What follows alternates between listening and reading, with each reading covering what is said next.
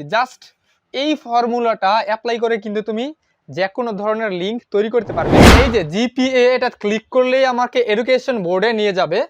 আসসালামু আলাইকুম প্রিয় এইচএসসি আইসিটি শিক্ষার্থীরা, আশা করি সবাই ভালো আছো।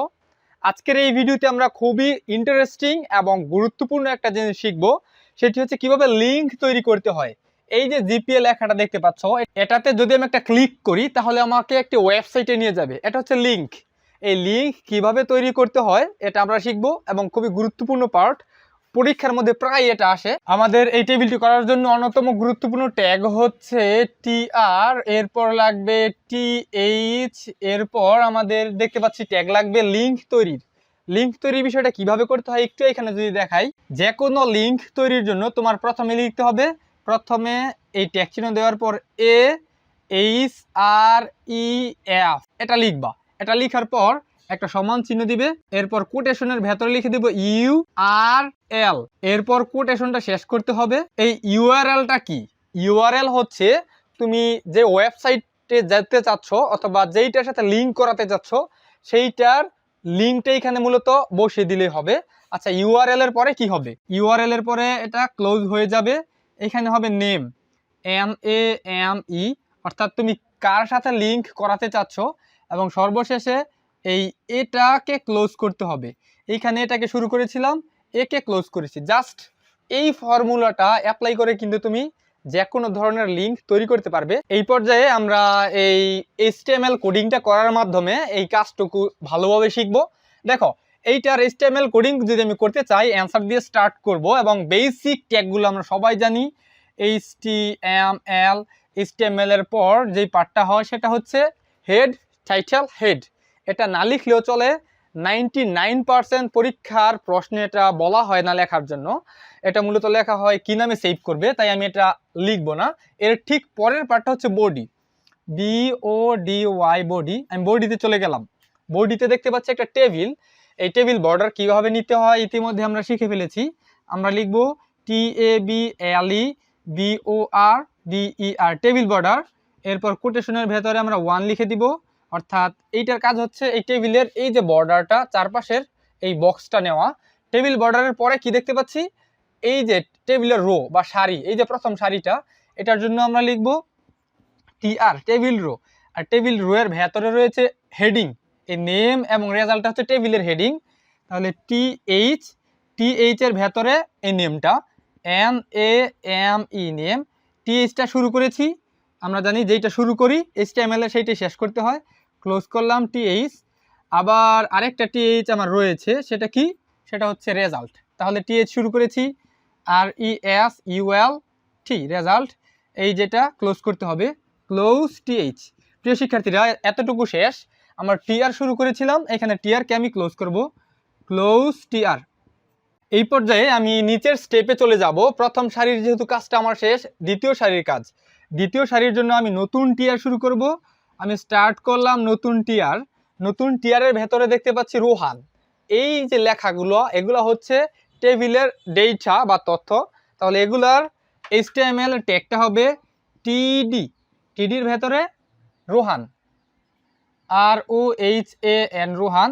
TDটাকে আমি ক্লোজ করলাম, ক্লোজ TD। এই পর্যায়ে আমি পরের স্টেপে চলে যাব, এই জিপিএর স্টেপে। এখনই কিন্তু মূল বিষয় আমাদের খুবই গভীরভাবে বুঝতে হবে। দেখো, আমি এই কাজটা এইখানে করি যেন তোমরা সহজে বুঝতে পারো। জিপিএ এই লেখাটা কিন্তু দুইটা রোয়ের জায়গা দখল করে আছে বা সারির জায়গা। আমার যদি এই লাইনটাই বরাবর আসতো তাহলে কিন্তু এটা দুইটা ঘর হতো, অর্থাৎ দুইটা রো হতো।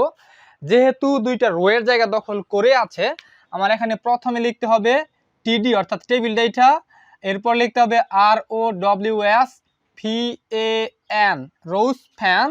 এরপর কোটেশনের ভেতরে লিখতে হবে 2, রোজ ফ্যান 2। এরপর এটাকে ক্লোজ করলাম। এবার হচ্ছে আমাদের লিঙ্ক তৈরি করার পালা। এই যে জিপিএ লেখাটা দেখতে পাচ্ছি, এটার মধ্যে ক্লিক করলে লিঙ্ক হবে। এটা করার জন্য আমি লেখাটা এইখানেও লিখতে পারি, নিচেও লিখতে পারি, এটা আমার ইচ্ছা। আমি নিচে লিখবো যেহেতু আমার জায়গা স্বল্পতা, লাইনটা অনেক বড় হবে। তাহলে আমি এটাকে লিঙ্ক তৈরির কাজটা শুরু করি। প্রথমে আমার এইটুকু লিখতে হবে হুবহুব, AHREF লিখার পর সমান চিহ্ন দিয়ে আমি এখানে লিঙ্কটাকে বসিয়ে দেব এই ইউআরএল এর জায়গায়। লিঙ্কটা কি? লিঙ্কটা হচ্ছে HTTP এরপর দুইটা চিহ্ন দেওয়ার পর এই চিহ্নটুকু দিবে, এরপর ডব্লিউ ডব্লিউ ডব্লিউ ডট এইটুকু লেখার পর আমি এটা কোথায় নিতে চাচ্ছি, আমি চাচ্ছি এই রেজাল্টে ক্লিক করলে যেন সে এডুকেশন বোর্ডে চলে যায়, সেখানে যে রেজাল্টটা দেখতে পাবে। তাহলে http www.education board।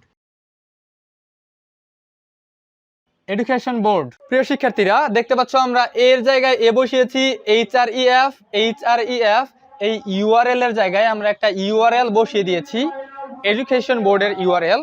এই পর্যায়ে আমরা এই নেইমের কাজটা করব। নেইমটা কি? নেইমটা হচ্ছে মূলত তুমি কি নামের উপর ক্লিক করলে আমাকে এই এডুকেশন বোর্ডে নিয়ে যাবে, সেই নামটা হচ্ছে মূলত এই যে জিপিএ নাম, তাই আমি এখানে জিপিএ লিখে দিব। জিপিএ আমার জিপিএ লেখা সম্পূর্ণ হয়েছে। আমি এ কে এইখানে স্টার্ট করেছিলাম, এই যে এই ক্লোজটা আমার এইখানে করতে হবে, আমি ক্লোজ করলাম, এ কে ক্লোজ করে দিলাম।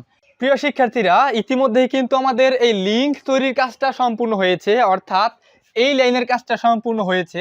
আমি এখানে টিডিটা শুরু করেছিলাম, আমি কিন্তু চাইলে এই পাশে নিচেও এই ক্লোজ করে দিতে পারি টিডিকে, আমি টিডিকে ক্লোজ করলাম। আর যেহেতু আমার লাইনের কাজটা সম্পূর্ণ হয়েছে তাই আমি এখানে ক্লোজ করে দেব টিআরকে, অর্থাৎ এই টেবিল রোয়ের কাজটা সম্পূর্ণ। এরপর জান্নাত এই লাইনের কাজ, এটার জন্য আমার নতুন টিআর নিতে হবে, টিআর শুরু, এটা একটা টেবিল ডেটা বা তথ্য, তাই আমরা এটা একটু দিয়ে দিই লাইনটা। এখন আমরা এখানে লিখবো টিডি লিখলাম, টিডিটা কি? জান্নাত। জান্নাত লেখার পর এই টিডিটাকে ক্লোজ করতে হবে, ক্লোজ টিডি, আমি টিডিকে ক্লোজ করলাম। এটা কিন্তু এখন আর দরকার নাই, এটা জাস্ট বোঝানোর জন্য তোমাদের দেখানো হয়েছিল, এটা বাদ। আচ্ছা, এই পর্যায়ে আমাদের টিডিটা শেষ, তাই আমি এখানে ক্লোজ করব টিআরকে ক্লোজ করলাম, অর্থাৎ আমার এইখানে আর কোনো কাজ নেই।